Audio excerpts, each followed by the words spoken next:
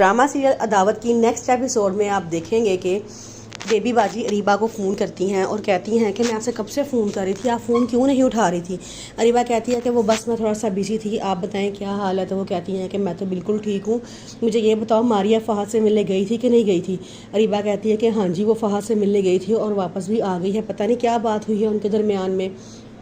आगे से बेबीबाजी कहती हैं हाँ वही फ़हद ना जिसे तुम मोहब्बत करती थी और तुमने उन दोनों के दरमियान गलत फहमियाँ पैदा करके लड़ाई करवा दी थी।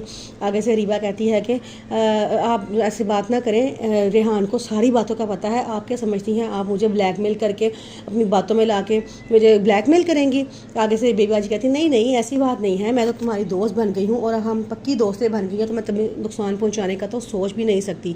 अरीबा दिल में कहती है कि बात हद से बढ़ती जा रही है, इससे पहले कि रेहान तक हर बात पहुंचे मुझे इस मामले को बदलना पड़ेगा, मुझे इस मामले को खुद ही हैंडल करना पड़ेगा।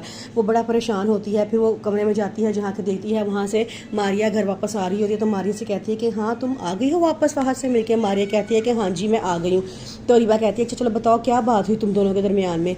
मारिया कहती है तो जो बातें हमारे दरमियान में होनी थी हो चुकी हैं, और आपको क्या लगे हमारे दरमियान में जो भी बात हुई है। ये कह के गुस्से में वो कमरे में चली जाती है। तो रीबा बड़ा परेशान हो जाती है, कहती है कि लगता है फ़हद ने इसको सारी बात बता दी है, फ़हद के बच्चे को तो मैं छोड़ूंगी नहीं।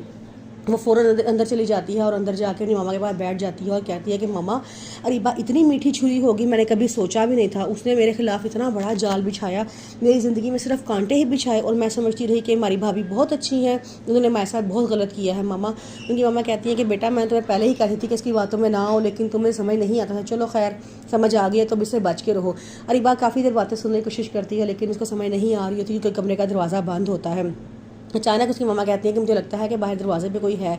मारिया दरवाज़ा खोलती है तो अरीबा सामने खड़ी होती है। अरीबा बड़ा शर्मिंदा हो जाती है और कहती है मैं दरअसल आपसे चाय का पूछने के लिए आई थी, चाय बनाऊँ। ये कह के वो फटाफट कमरे में घुस जाती है और मारिया से कहती है मारिया तुम जब से आई हो कमरा बंद करके बैठी हो, तुम मुझे बताओ फ़हद ने क्या कहा है। अगर वो तुम्हारे खिलाफ मेरे खिलाफ कोई गलतफहमी पैदा करने की कोशिश कर रहा है तो हम दोनों मिलकर उसको नुकसान पहुंचाएंगे, उसको कहीं का नहीं छोड़ेंगे। उसने क्या सोचा है, एक शक की बिना पे उसने तुम्हें छोड़ दिया, अब वो तुम्हें हमेशा कुछ ना कुछ कह के ब्लैकमेल करता रहेगा, उसकी बातों में ना आना और तुम परेशान ना होना, मैं हमेशा तुम्हारे साथ हूँ।